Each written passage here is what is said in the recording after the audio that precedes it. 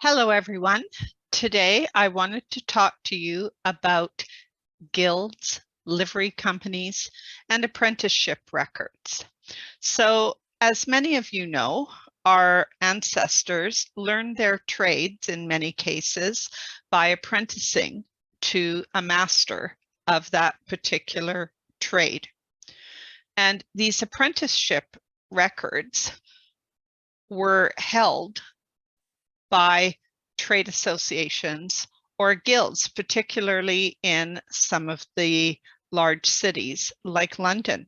So what I'm showing you here is a Wikipedia article about livery companies. And livery companies are basically trade associations or guilds. And each company is referred to as the worshipful company of, and then their particular occupation. Now, the term livery actually refers to the ceremonial dress or uniform, if you will, associated with that particular occupation. And these guilds have been around for hundreds of years. A lot of them were established back in the 1500s. There are, however, many that are more modern. So if we take a look at this list, there are over 100 livery companies in the city of London. And there are some more recent ones, as I mentioned. So for example, number 100, the Worshipful Company of Information Technologists. I highly doubt that would be one that any of our ancestors in the 1800s would have belonged to.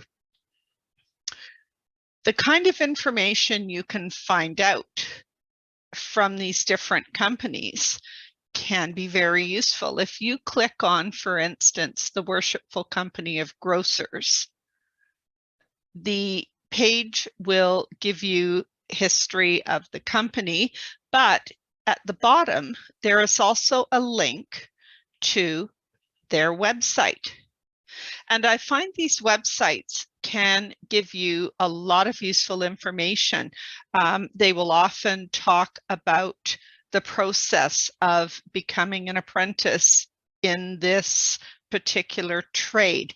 There may be references to other sources of records. They may have a local museum or display where you can actually see examples of that particular trade or craft. So it's well worth looking to see if the occupation that your ancestor was involved in, to see what worshipful company would have controlled that occupation, and see what they have in terms of records, in terms of a website. This is a really interesting website. There is a project to put the livery company records for London online. So it's called ROLCO, the Records of London Livery Companies Online. Now, right now, they have just a small number of those 100 plus livery companies. So they've got the cloth workers, the drapers, musicians. But for example, if I say select all, and I just type in a surname. So Shirley, I was searching just because I was trying to think who I could search for. So I typed in one of Shirley's family lines that I'd done some research on. And if we just click search, we see there are all kinds of bodies that were cloth workers, drapers, and it gives the date. It says the information. So these are extracts from the guild records. So it's worthwhile taking a look to see. You never know, you might have some of your ancestors in this particular database.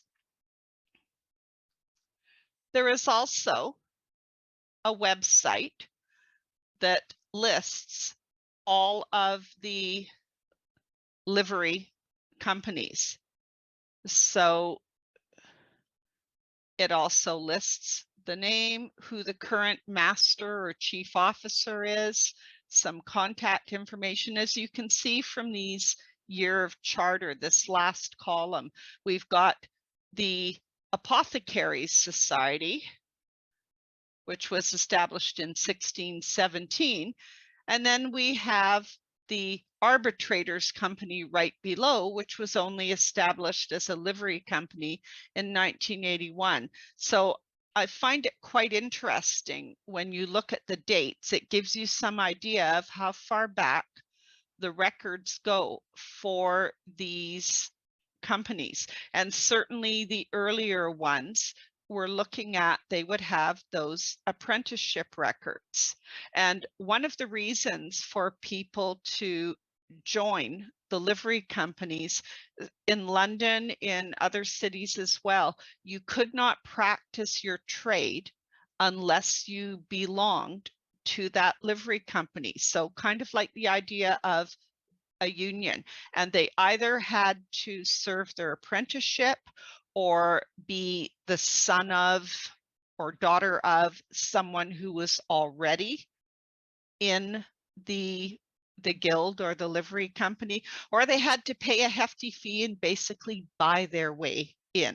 So anyone who was practicing their trade in the City of London and the surrounding area, they would have to belong to the company for that trade.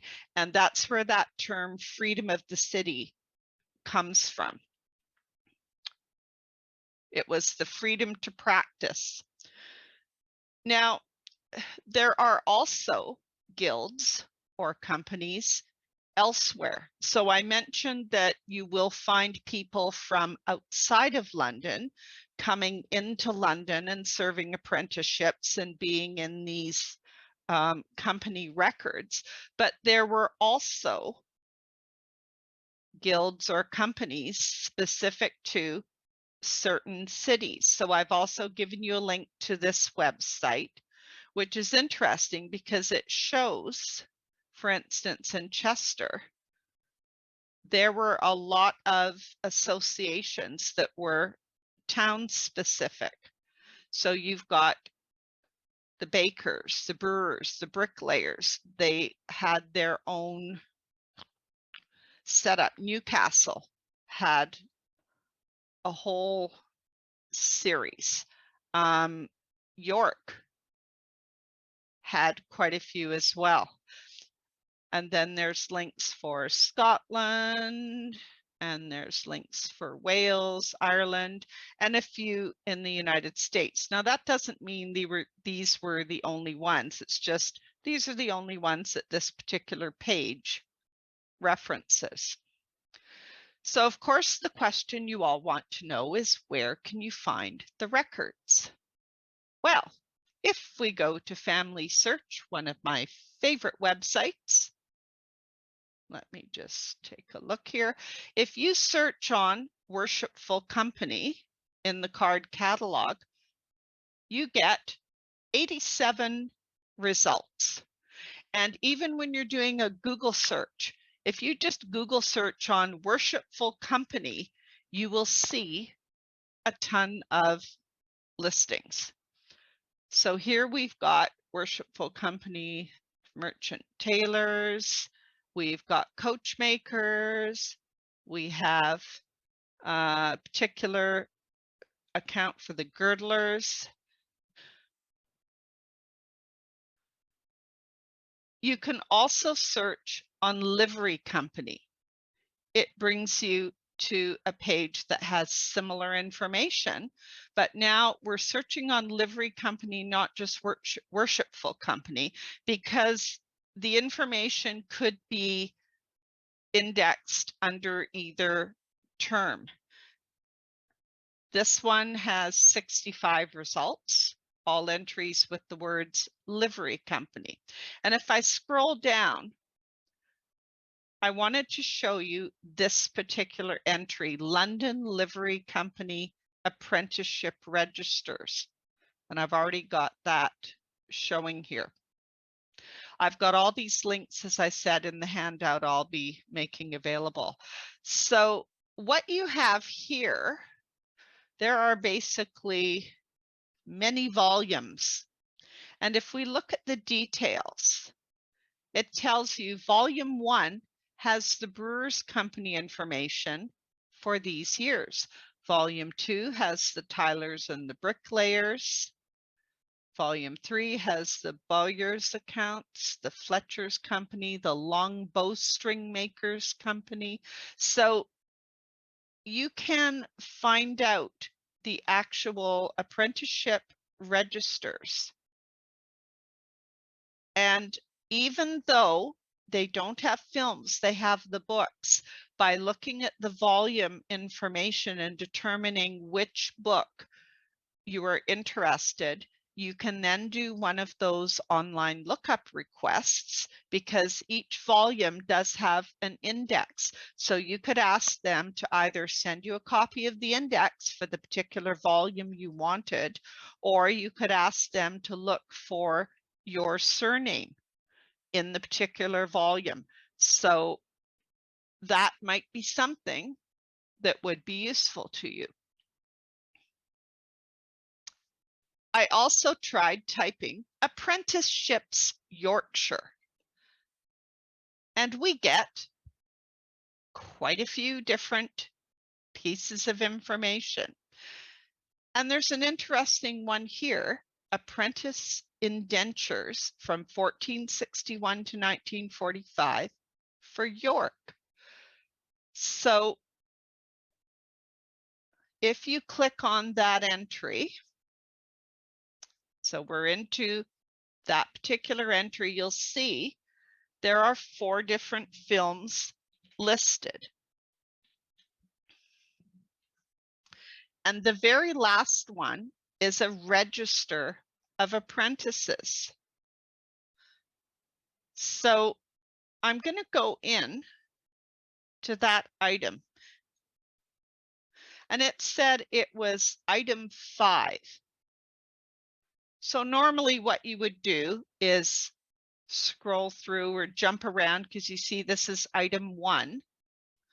So we would scroll through or jump around until we found item 5. I've actually made a note of the image numbers.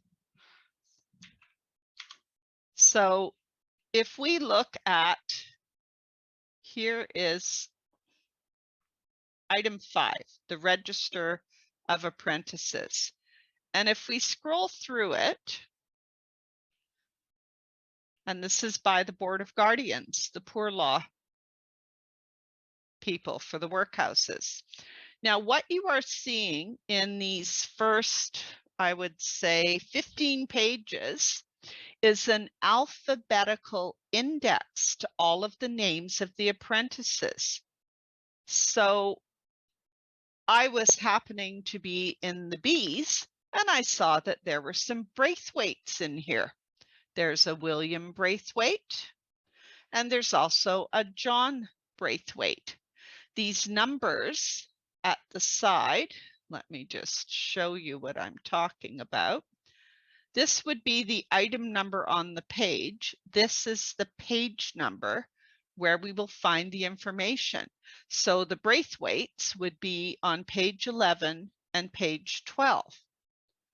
So what you would do is, starting with page 356, that's the actual details of the register. And because they have done 2 pages filmed at once, what they've actually done is set it up so that if you wanted to enlarge it, you're only going to be able to see basically 1 page at a time. So they've copied that same image twice. So this is image 356 at the top. If I do page forward,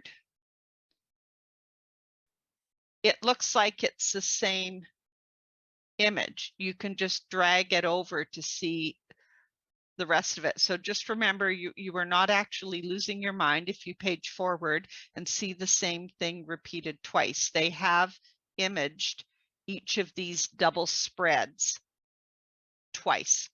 So if we go to page 11, which is where the Braithwaites were, and the page number is in the top right corner here. So page 2, page 3, page 4, page 5, page 6, page 7, page 8, page 9, page 10, and page 11. Oh, that's page 10 again. Page 11. And here is William Braithwaite. So the information you get a date, you get the age. So William Braithwaite was 15. You get the parents' names, George Braithwaite and Elizabeth. It says the father was deceased. The mother was in the workhouse. You get the parish they were from, which is Bishopthorpe. You get who he was apprenticed to. You get the trade, which was shoemaker. You get the address. You get the term of the apprenticeship, which was 6 years. And they all seem to get £10 and 1 or 2 suits of clothes.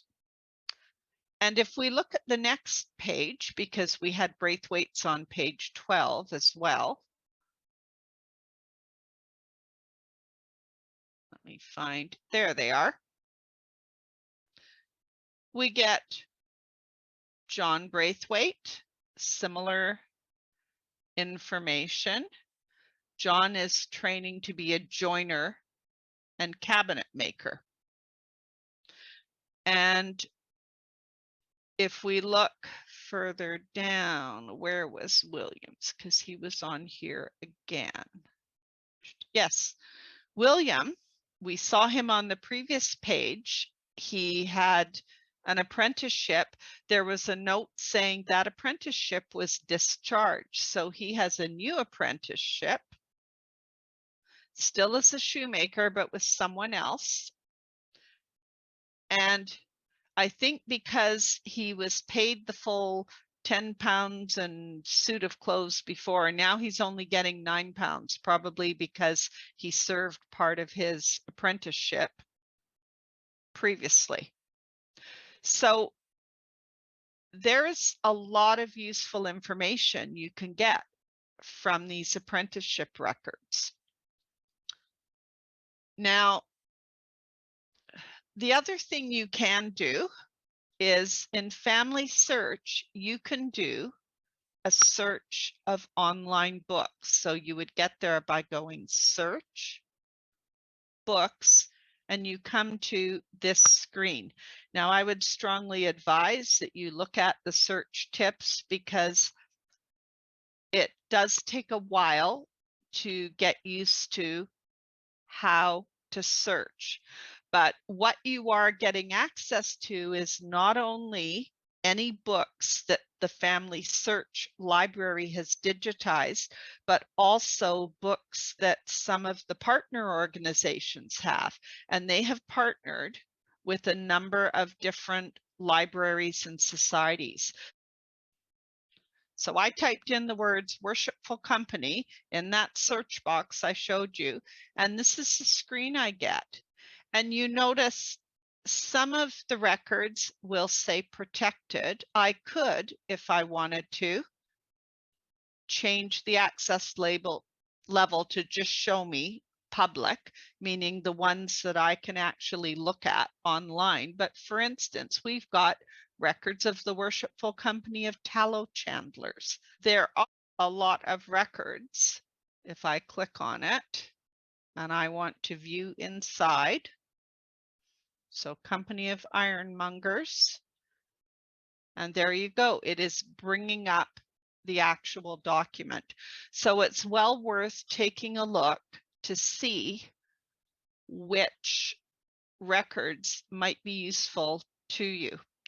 And just so that you know, this is the handout that I'll be posting, which has all the links that I've talked about.